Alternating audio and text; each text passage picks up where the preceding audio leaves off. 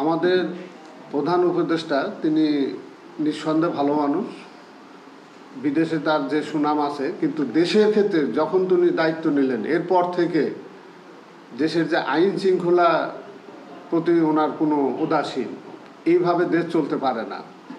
আর mob injustice হলো, mob হলো যে আইন বহির্ভূত যে বিচারগুলো হয়, উস্কোর জনতা যারা পিটিয়ে মানুষকে হত্যা করে, এইটা কেন বন্ধ হচ্ছে না? আমরা গত মঙ্গলবারেও করেছি, সংবাদ সম্মেলন করেছি জাতীয় প্রেস ক্লাবের সামনে এই মব ইনজাস্টিসের প্রতিবাদে। যে এইভাবে চলতে থাকলে আমাদের সিনিয়র ভাইস চেয়ারম্যান তিনি বললেন যে সমন্বয়ক যারা আছে, শুধু সমন্বয়ক না, 18 কোটি মানুষের এই যারা আছে তাদেরকেও তো এই মব ইনজাস্টিসের শিকার হতে পারে। তো এটা দ্রুত বন্ধ করার জন্য আমি নতুন ধারা বাংলাদেশের পক্ষ থেকে প্রধান উপদেষ্টার কাছে আকুল আবেদন করছি, অনতিবিলম্বে এটার জন্য বন্ধ করা হয়। স্রষ্টাই সকল ক্ষমতার উৎস, বিজয় বাংলাদেশ, বিজয় নতুন ধারা, নতুন ধারার অঙ্গীকার, দুর্নীতি থাকবে না। নতুন ধারা বাংলাদেশ এনডিবি বরাবরই 2012 সালের 31শে ডিসেম্বর থেকে শুরু করে এ পর্যন্ত সবসময় গণমানুষের পাশে ছিল, যারা সবসময় যারা নিষ্পেষিত, নির্যাতিত, তাদের পাশে, তাদের জন্য নতুন ধারা কথা বলেছে।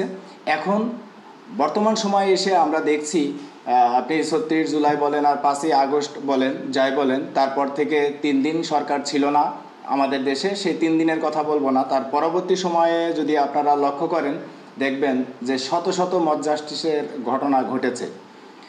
এটা খুব দুঃখজনক। বা একটা স্বাধীন সার্বভৌম রাষ্ট্রে এভাবে যেখানে আইন আছে, প্রশাসন আছে, পুলিশ আছে, সেখানে মব জাস্টিসের ঘটনা ঘটবে, এমন ঘটনা নতুন ধারা বাংলাদেশ এনডিবির পক্ষ থেকে আমরা নতুন প্রজন্মের প্রতিনিধিরা কখনোই মেনে নিতে পারছি না।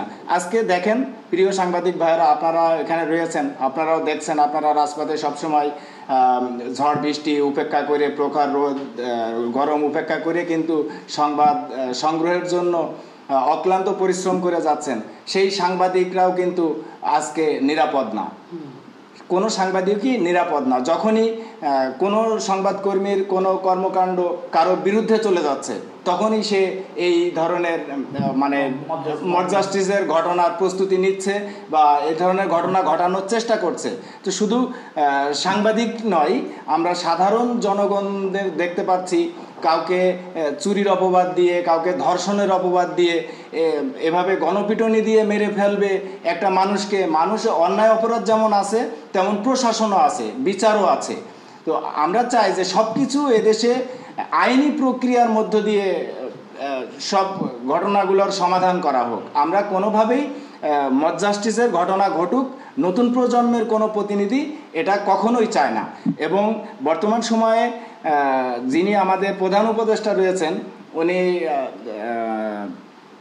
নোবেল বিজয়ী এবং খুব আন্তর্জাতিক পরিচিত একজন ব্যক্তি, আমাদের শ্রদ্ধাভাজন, আমরাও ওনাকে যথেষ্ট অনার করি।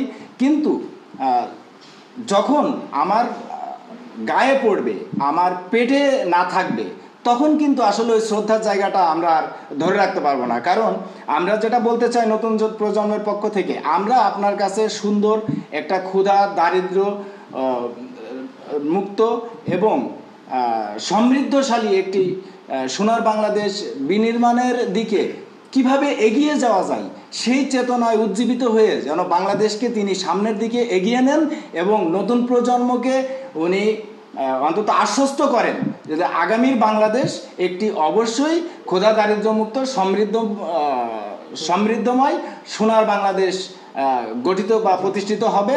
সেই প্রত্যাশা রেখে আমি আমার সংক্ষিপ্ত বক্তব্য শেষ করছি।